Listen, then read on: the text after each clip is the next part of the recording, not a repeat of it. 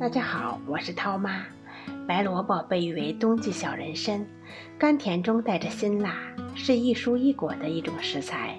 秋冬季节寒冷干燥，人们极易感冒咳嗽。今天搭配梨来做一个养生汤，对反复咳嗽有很好的食疗效果，还可以预防感冒。准备一根白萝卜和一个梨，用盐把梨皮搓细一遍。梨具有润肺、止咳化痰的功效，特别是梨皮，止咳效果更好。梨和白萝卜搭配在一起，可以很好的调理脾胃，从而减轻感冒、咳嗽的发生。萝卜皮的营养是非常丰富的，千万不要舍弃。只要把它清洗干净，再用清水冲洗一遍就可以了。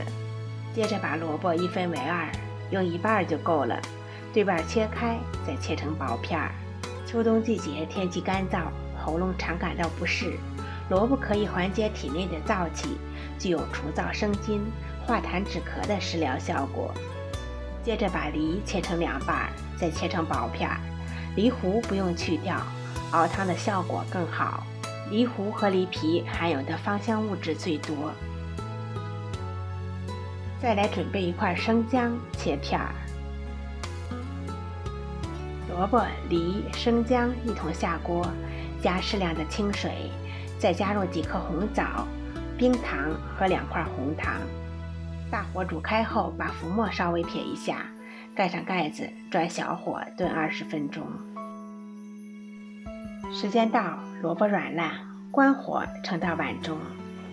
煮过的萝卜晶莹剔透的，可以吃上一些，非常的甘甜，一点辛辣味都没有。